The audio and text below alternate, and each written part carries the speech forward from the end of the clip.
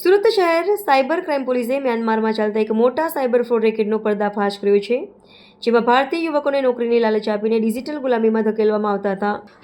આ કેસમાં પોલીસે 5 મહિના સુધી ચાઇનીઝ માફિયાઓ સાથે કામ કરનાર એક મુખ્ય એજન્ટ અલ્ફાઝ મેમણને આણંદથી ઝડપી પાડ્યો છે. અલ્ફાઝ અમદાવાદનો રહેવાસી છે અને તેણે 2 ગુજરાતી યુવકોને આ રેકેટમાં ફસાવ્યો હોવાનો આરોપ છે. મ્યાનમારમાં ડિજિટલ ગુલામીનું રેકેટ મળતી માહિતી મુજબ મલેશિયન એજન્ટો દ્વારા અલ્ફાઝ મ્યાનમાર પહોંચ્યો હતો અને ત્યાં કે પાર્ક નામના એક વિશાળ કોલ સેન્ટરમાં કામ કરતો હતો. આ કોલ સેન્ટર 5 ભાગમાં વેચાયેલું હતું અને તેમાં 300થી વધુ ફ્રોડ કંપનીઓ કાર્યરત છે. અહીં યુવકોને ફાઇન્ડર, ચેટર અને બોસ જેવા 7 જુદા જુદા લેયરમાં કામ કરવું પડતું હતું. આ યુવકોનો મુખ્ય ઉદ્દેશ લોકોને ઓનલાઈન છેતરપિંડીનો શિકાર બનાવવાનો હતો. આ માટે તેઓ ટાર્ગેટને ફસાવવા માટે હાઈ પ્રોફાઇલ સુંદરીઓનો પણ ઉપયોગ કરતા હતા. સાયબર ક્રાઇમ પોલીસે આ રેકેટનો પર્દાફાશ કરતા આણંદથી ઝડપાયેલા અલ્ફાઝની તપાસ કરતા જાણવા મળ્યું કે તેણે 2 ગુજરાતી યુવકોને આ જાળમાં ફસાવ્યા હતા. જ્યારે આ રેકેટ વિશે ભારતમાં ખુલાસો થયો ત્યારે 3 યુવકો બેંગકોકથી મ્યાનમાર જવાને બદલે ભારત પરત ફર્યા હતા.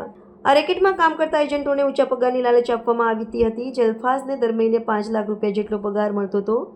સુરત પોલીસ આ કેસમાં વધુ તપાસ ચલાવી રહી છે, જેથી આ આંતરરાષ્ટ્રીય રેકેટના અન્ય તારને પણ શોધી શકાય.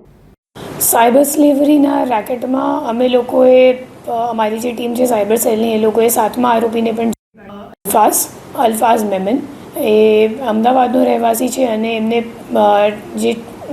અમે લોકોને બાતમી મળી અને ટેકનિકલ વર્કઆઉટ કર્યું.